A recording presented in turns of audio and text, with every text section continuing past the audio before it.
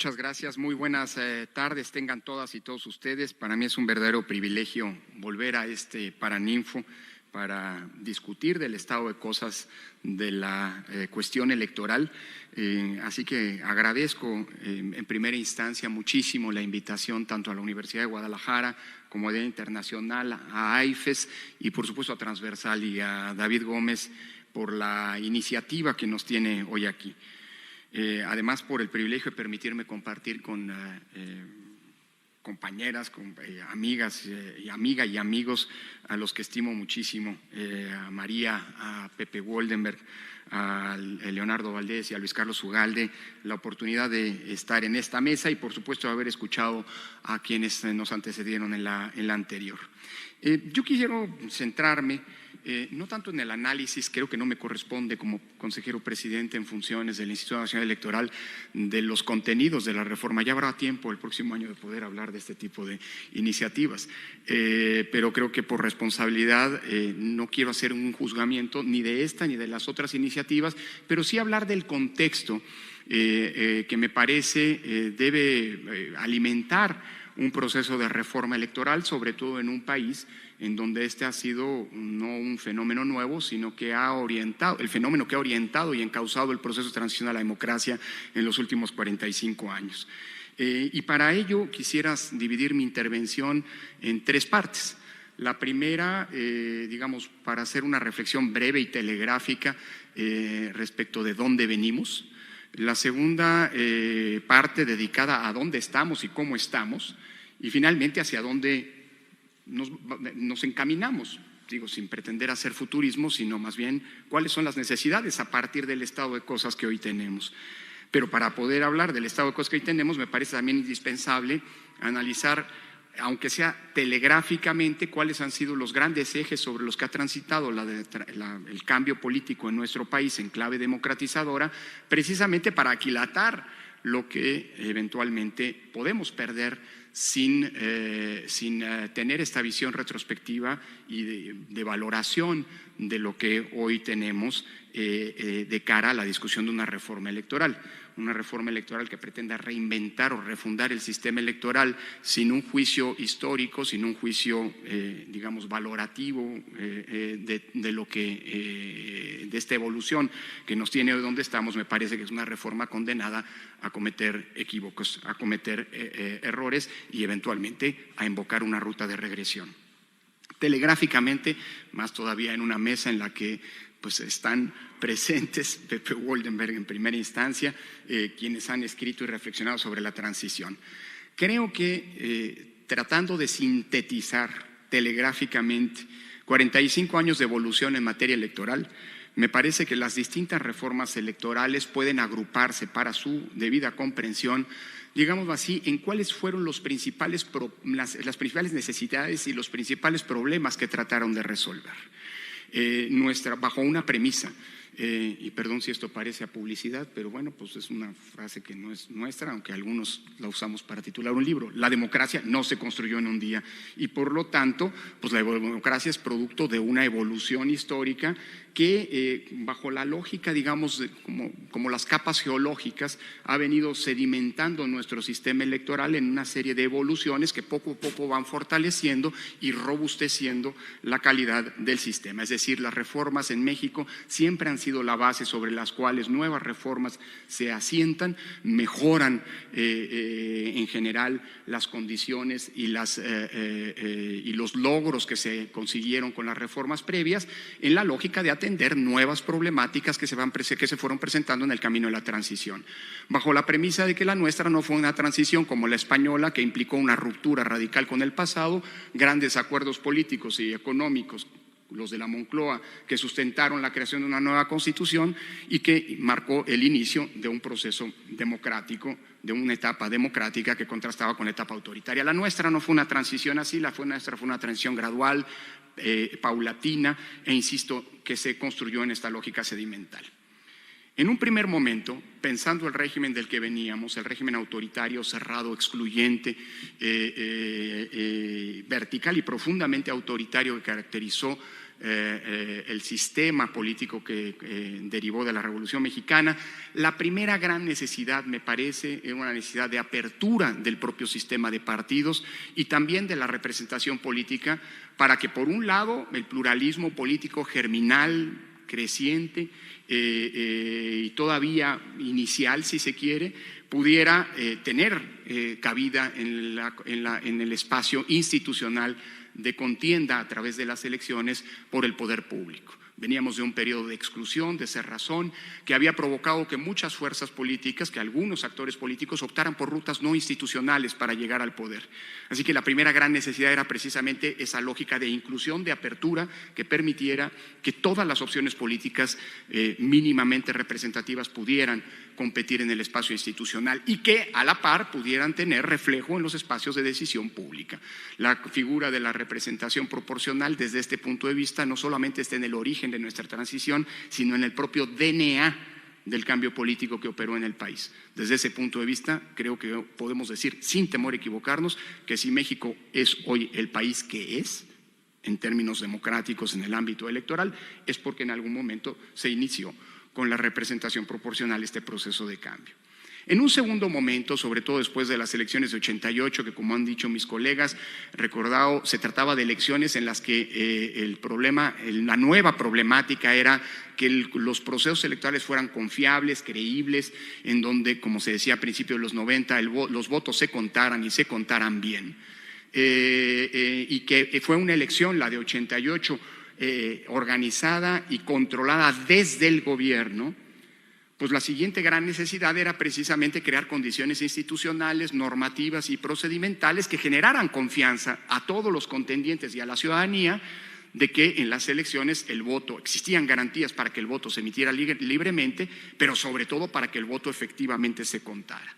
Ese fue el segundo conjunto de preocupaciones que marca esta segunda etapa de nuestra evolución electoral. Todas las reformas de la primera mitad de los años 90 estuvieron enfocadas en construir un sistema electoral, insisto, confiable, en donde, digámoslo así, existieran mínimas garantías de respeto del voto.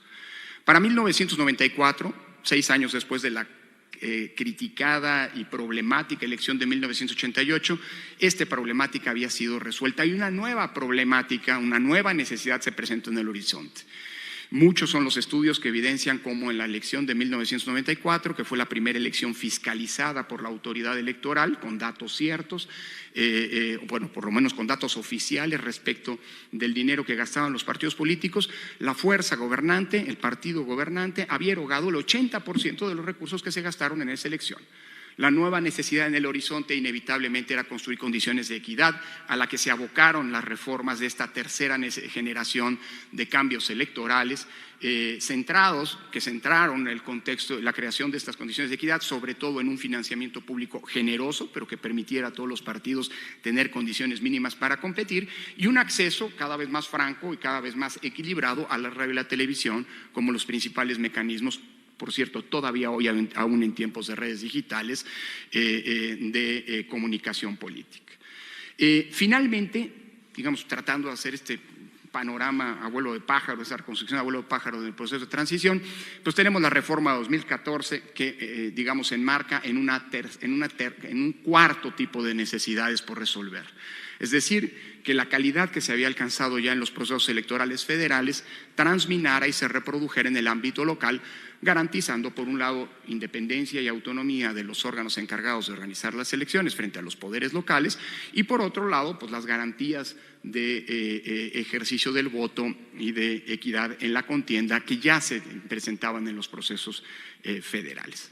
Esa, en breve, es la historia de nuestra transición a través de las reformas electorales a partir de esta propuesta, insisto, de agrupamiento en 4 grandes generaciones de reformas a partir de las necesidades o problemáticas que poco a poco se fueron resolviendo. Insisto, son reformas acumulativas que no es que dejaran de tomar en cuenta o de perfeccionar los problemas que reformas previas habían empujado, como por ejemplo, hablando de la construcción institucional, la reforma de 96 también dota de plena autonomía a la autoridad electoral que ya había sido delineada desde la reforma de 1990, me refiero al IFE.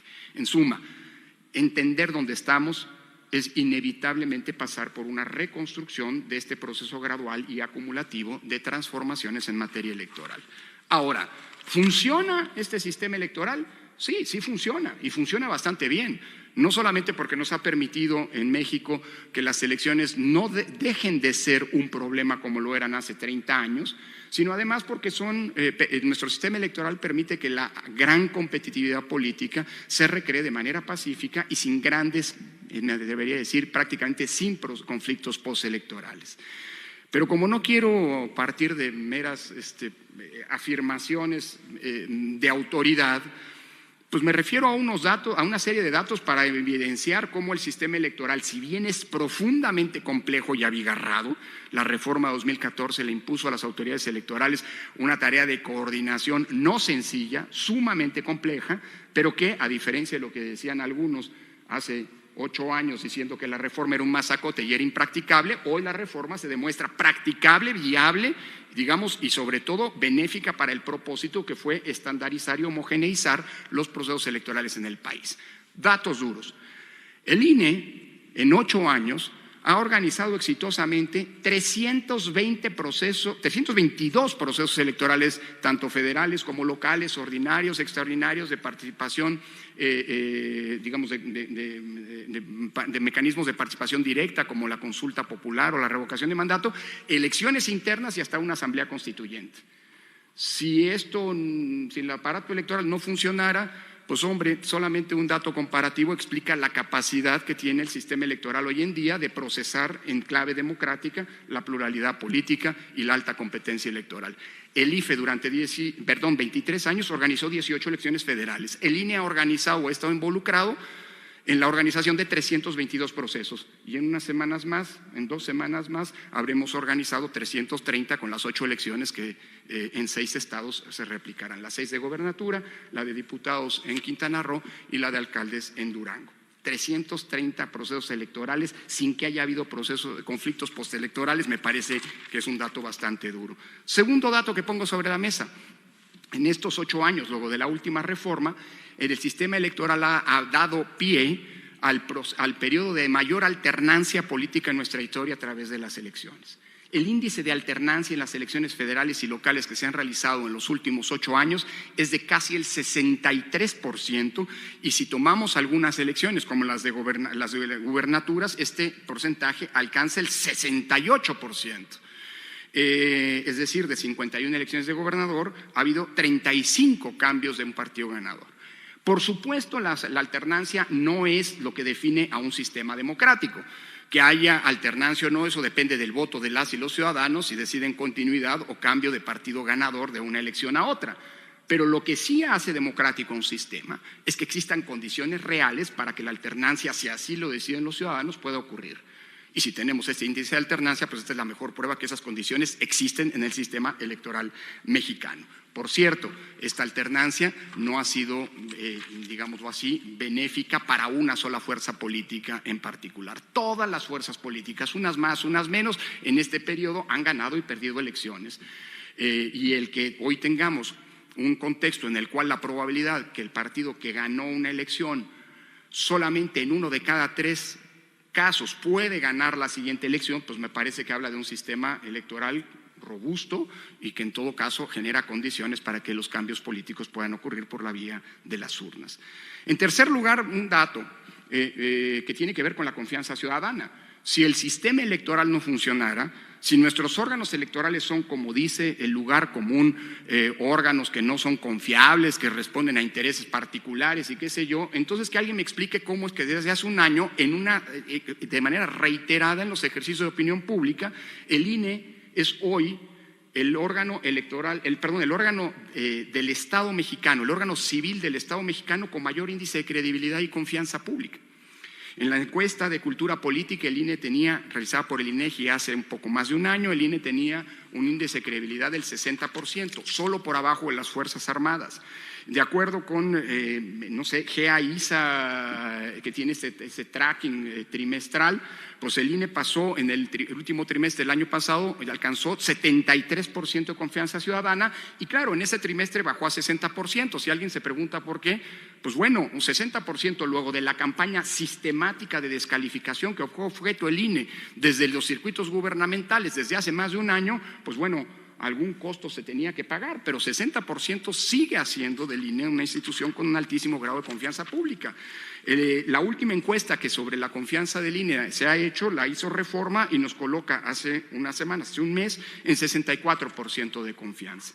Pero la confianza más importante para el INE no es la que resulta de estos ejercicios de opinión, sino la confianza que tienen las y los ciudadanos de aceptar participar con el instituto en la organización de los procesos electorales. Si no hubiera confianza, si el INE fuera una institución no creíble, que alguien me explique cómo la ciudadanía, cuando es sorteada y visitada por el INE para ser invitada a ser funcionarios de casilla, acepta de manera masiva. Datos duros. Para la elección del año pasado, de 2021, el INE necesitaba 1.460.000 personas fungiendo como funcionarias y funcionarios de casilla. Bueno, que aceptaron, que cumplieron los requisitos, es decir, que fueron aptos y que fueron capacitados en una primera instancia, tenemos a casi 3 millones, es decir, el 200% de quienes necesitábamos. En la revocación de mandato de hace un par de meses, necesitábamos a 287.000 ciudadanas y ciudadanos como funcionarios de casilla. Aceptaron ser funcionarios en ese polémico ejercicio casi 660.000 personas, el 230% de los que necesitábamos. Y ahora para las 6 elecciones necesitamos a 150.000 y 340.000 personas han aceptado, además de que son aptas, trabajar junto con su INE, 230%. ¿Para dónde vamos? Y apuro el paso. Miren, no voy a hablar de las reformas electorales propiamente dichas, sino que quiero hablar de las condiciones que desde mi punto de vista deben anteceder a una reforma electoral. Primer gran punto, ¿es indispensable una reforma electoral? ¿O con los datos que he mencionado podemos ir a 2024 sin que haya una reforma electoral? La respuesta es clara y contundente, la dijo Mauricio en la mesa pasada. No, no es necesaria una reforma electoral. Si no hay una reforma electoral, no pasa nada. Las condiciones para que en 2024 se vuelva a organizar la mejor elección en términos técnicos, en términos organizativos de nuestra historia están sobre la mesa. La mejor elección que se ha organizado en el país con datos que tienen que ver con la capacidad técnica, con la aceptación ciudadana, con el funcionamiento de los sistemas, fue la de 2021. Con este sistema, ¿podríamos ir a 2024 si no hay reforma electoral? Sí, sin duda. Dicho lo anterior, ¿es pertinente o no una reforma electoral? Si es una reforma que cumple ciertas condiciones, siempre va a ser pertinente el ajuste de las reglas del juego, pero esas condiciones tienen que prevalecer sobre el mero cambio por cambiar las cosas, porque como dicen los anglosajones, y perdón el anglicismo o la referencia anglófila, si algo funciona no lo arregles porque lo puedes descomponer, y nuestro sistema electoral funciona. ¿Cuáles son esas condiciones? Bueno, la primera condición es una condición de consenso. Son 3 condiciones básicas. Si hay una reforma electoral, es indispensable que esa reforma sea procesada con el máximo consenso posible y de ser posible unánime. Es cierto que hay reglas para la reforma, números exigidos para una reforma constitucional, pero cuando se cambian las reglas del juego, lo idóneo, y eso lo dicen muchos desde Norberto Bobbio en adelante, es que el cambio de las reglas genere un consenso lo más amplio posible, porque es a esas reglas a las que se van a someter los jugadores y a las que se les va a exigir a los jugadores que jueguen. Y si hay alguien que es excluido a priori, y eso ya nos pasó en nuestra historia, aprendamos de nuestra historia, el día de mañana alguien va a decir, no, yo no perdí, me robaron, o más bien perdí por culpa de las reglas de las que yo no soy parte y que yo no avalé. El consenso me parece que es indispensable. Y yo no sé si un momento, por eso digo que hablo de la pertinencia, en el cual a quien no está de acuerdo contigo lo tildas de traidor a la patria, pues sea el mejor momento para generar ese amplio consenso que requiere una reforma electoral. Cuando se divide al país entre buenos y malos, esta lógica de guetización, hablar de una reforma electoral es la peor idea, porque lo único que va a provocar es que las nuevas reglas sean fuente de conflicto y de problemas, no de solución de los mismos, como ha venido ocurriendo en tiempos recientes. Segunda cosa, voy a decir una obviedad, pero me parece que es importante recordarla. Si hay cambios en las reglas electorales, que sean para mejorar el sistema, Digo, si son para retroceder 30 años, pues creo que no vale la pena hacer los cambios de las reglas electorales. Y aquí se han dicho muchas cosas respecto a algunas de las iniciativas. Y yo diría, simple y sencillamente citando a alguien que me parece pues, ejemplifica justo lo que estoy diciendo. Hace un año, el hoy presidente de la Cámara de Diputados hizo una declaración al diario La Razón en la que señaló que como habían cambiado las cosas, ya eran tiempo de que volviera a organizar la Secretaría de Gobernación las elecciones. ¿De veras? ¿Echar 32 años de evolución electoral a la basura? Pues no lo sé. Si queremos reformas para eso, me parece que no tienen sentido, porque nos ha costado muchísimo llegar a donde hoy estamos. Y eso no quiere decir que nuestras reglas no sean susceptibles de mejora. Y tercera condición, que sea el producto de diagnósticos adecuados. Por eso desde ahora siempre, y lo he venido diciendo desde los últimos años, el INE está dispuesto a poner sobre la mesa a quien lo requiera toda la información técnica necesaria y también el análisis de las implicaciones de las propuestas que se están haciendo. Es decir, eso con el propósito de que si hay una reforma, la reforma sea producto de la suma de muchas cabezas y no de la suma de muchos hígados, como digo, como me gusta decir. Si una reforma es para cobrar venganzas, para hacerla a partir de filias y fobias o para, digamos, explayar los rencores, y entiendo que haya mucha gente que vive de rencores, así es la vida, pues, ¿no? Pues no vale la pena. Termino con unos datos. Primero, datos así, para tener en cuenta. Primero, ya se ha dicho aquí, esta sería la primera iniciativa de reforma electoral que ha sido planteada en los últimos 30 años desde el poder y no como un pedimento de la oposición, como un pedido de la oposición para tratar de resolver algún problema. Es decir, es una reforma planteada desde, y entiendo, y es legítimo, para satisfacer los intereses del partido gobernante y no de las oposiciones que tienen algún tipo de inconformidad con el sistema electoral. Segundo dato, esta sería también la primera reforma electoral, se ha dicho, no precedida por una amplia discusión pública y por un primer ejercicio de generación de consensos. Todas las reformas que se han planteado, ya cuando se presentan como iniciativa, al menos las grandes reformas, surgieron de debates previos, se hablaba de foros, en fin, análisis, tratar de generar algún consenso con independencia de que luego se siga el proceso legislativo en donde hay ajustes y nuevos acuerdos. Tercer dato, sería la primera reforma en el último cuarto de siglo, desde la de 1996, que se pondría a prueba, si se aprueba, si pasa, en una elección presidencial. La de 1996 se puso a prueba en la elección intermedia de 97, la de 2007 en la elección intermedia de 2009 y la de 2014 en la elección intermedia de 2015. Por algo será. Vamos a poner a prueba una nueva reforma en una elección como la del 24, que va a ser la más, no solo presidencial, sino la más grande, tanto por el número de electores que vamos a estar convocados a las urnas, como por el número de cargos que van a estar en disputa en virtud de la concurrencia. No sé si sea una buena idea, lo dejo ahí como dato. Y finalmente, esta sería la primera reforma en clave refundacional que busca reinventar el sistema electoral, tanto por lo que hace a su diseño, al diseño institucional de los órganos electorales, de las competencias de estos, de los procedimientos, del sistema de representación y hasta de las condiciones de la competencia desde la reforma de 1988-1990 que encauzó el proceso de cambio que hoy tenemos. En suma, todos estos elementos tendrán que tomarse en cuenta bajo una premisa. Una reforma electoral per se no es ni buena ni mala. Depende de lo que se plantee y depende hacia dónde camina. La historia nos enseña, hay muchas democracias que a través de la reforma electoral han dado marchas atrás y creo que no hay que olvidarnos nunca que el proceso de construcción democrática es un proceso que tiene doble vía.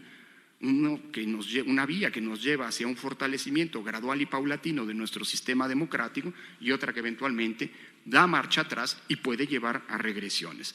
Nos queda a nosotros, supongo yo, quienes contribuimos a este esfuerzo colectivo de construcción de democracia en las últimas décadas, pues bueno, defender que el mismo no tenga eventuales regresiones. Muchas gracias.